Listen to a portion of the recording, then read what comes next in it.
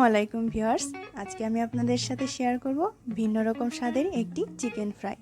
এটি কিন্তু ভীষণ মজাদার। যে কোনো রাইস অথবা রুটির সাথে অথবা স্ন্যাক্স হিসেবেও এটি খেতে পারেন।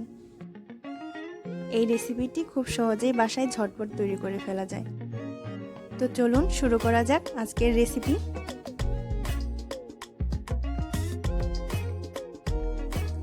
প্রথমে আমি নিয়ে নিচ্ছি হাফ কেজি চিকেন। এরপর আমি এর মধ্যে দিয়ে দিচ্ছি হলুদ গুঁড়া, মরিচ গুঁড়া, ধনিয়া গুঁড়া, রেডিমেড মাংসের মশলা, রোস্টের মশলা ও আদা রসুন বাটা। এরপর দিয়েছি টক দই, লেবুর রস ও তেল।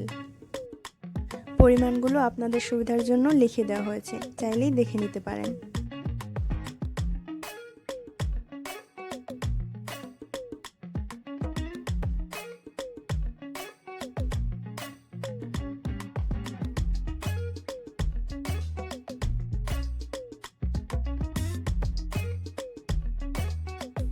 সবগুলো উপকরণ দিয়ে মাংসগুলোকে খুব ভালোভাবে মাখাতে হবে, যেন সব মশলা মাংসের গায়ে খুব ভালোভাবে লেগে যায়।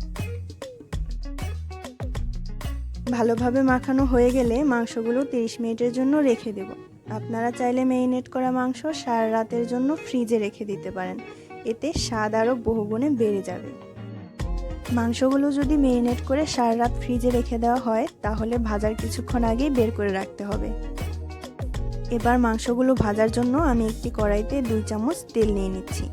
তেল ভালোভাবে গরম হওয়ার পর মাংসগুলো দিয়ে দিব। মাংসগুলো 2 থেকে 3 মিনিট ভাজা হয়ে গেলে উল্টে দিতে হবে।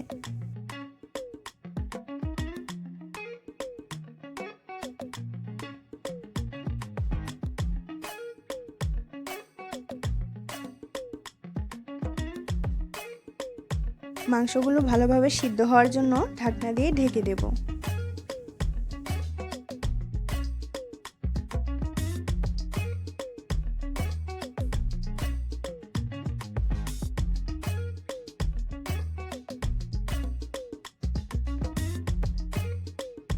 না খুলে মাংসগুলো বারবার উল্টে পাল্টে দিতে হবে, যাতে উভয় পাশই ভালোভাবে ভাজা হয়। এবং এভাবে 10 থেকে 15 মিনিটের জন্য রান্না করে নেব মাঝারি আঁচে।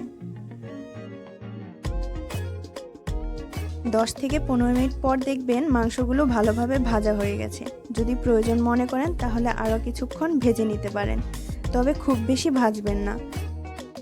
মাংসগুলো বেশি ভাজলে শক্ত হয়ে যাবে ও জুসিনেসও থাকবে না।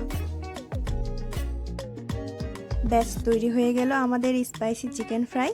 একবার হলেও বাসায় বানিয়ে দেখতে পারেন, রেসিপিটি আসলেই খুব মজার। এতক্ষণ সাথে থাকার জন্য ধন্যবাদ। এরকম মজার রেসিপি পেতে সাবস্ক্রাইব করে পাশেই থাকুন।